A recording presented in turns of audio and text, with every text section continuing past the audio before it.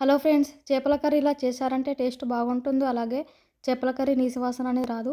ముందుగా పచ్చిమిర్చి, ఆనియన్, టమాటా, కొత్తిమీర, చింతపండు నానబెట్టుకొని పెట్టుకోవాలి. నేను ఒక హాఫ్ కేజీ ఫిష్ తీసుకున్నాను. దాని క్వాంటిటీ ఎంత వేసుకోవాలో అనేది చెప్తున్నాను. అందులో 1½ స్పూన్ వరకు కారం వేసుకోవాలి. 1 స్పూన్ ధనియాల పొడి, 1 స్పూన్ కొబ్బరి పొడి, కొద్దిగా యాలకుల పొడి వేసుకోవాలి. తర్వాత సాల్ట్ వేసుకోవాలి. మనం ముందుగా నానబెట్టుకున్న చింతపండు ఉంది కదా, దాని రసం వేసుకోవాలి కొద్దిగా. వేసుకొని వీటన్నింటిని ఒక హాఫ్ అన్ అవర్ వరకు మారినేట్ చేసుకొని పెట్టుకోవాలి. తర్వాత ప్యాన్ పెట్టుకొని అందులో చేపల కర్రీకి సరిపడినంత ఆయిల్ వేసుకోవాలి. తర్వాత కొద్దిగా మెంతులు, 3 పచ్చిమిర్చి, అలాగే ఒక పెద్ద సైజ్ ఆనియన్ చిన్న చిన్న పీసెస్గా కట్ చేసుకొని వేసుకోవాలి. ఆనియన్ మంచిగా వేగిన తర్వాత టమాటా వేసుకోవాలి. ఇది మీడియం సైజ్ టమాటా. తర్వాత 1½ స్పూన్ వరకు అల్లం వెల్లుల్లి పేస్ట్ వేసుకోవాలి. కొద్దిగా లవంగాల పొడి వేసుకోవాలి. అలాగే కొద్దిగా కొత్తిమీర, అలాగే పసుపు వేసుకొని మిక్స్ చేసుకోవాలి.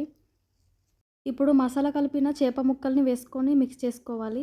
చాలా వరకు చింతపండు పులుసులో ఉడికించిన తర్వాత అందులో చేప ముక్కల్ని వేసి ఒక 5 to 10 మినిట్స్ ఉంచి ఆఫ్ చేస్తారు కదా, అలా కాకుండా ఇలా ముందుగానే చేప ముక్కలు వేసుకొని ఉడికించడం వల్ల చేప అనేది అస్సలు స్మెల్ రాదు. అలాగే చేప పోపు నుంచి వేగడం వల్ల టేస్ట్ అనేది చాలా బాగుంటుంది. దీనికి పులుపు అనేది మంచిగా పట్టి చేప ముక్కకి టేస్ట్ చాలా బాగుంటుంది. చేప ముక్కలని ఒక 5 మినిట్స్ వరకు పోపులో ఉడికించిన తర్వాత మిగిలిన చింతపండు రసం వేసుకోవాలి. కొద్దిగా కొత్తిమీర, అలాగే మనకు రుచికి తగినంత సాల్ట్ వేసుకొని తర్వాత చేప ముక్కలని ఇలా స్లోగా మిక్స్ చేసుకోవాలి. ఫాస్ట్గా మిక్స్ చేయడం వల్ల చేప ముక్క అనేది విడిపోతుంది. ఇప్పుడు టేస్ట్ చేసుకొని అవసరమైతే వాటర్ వేసుకోవచ్చు.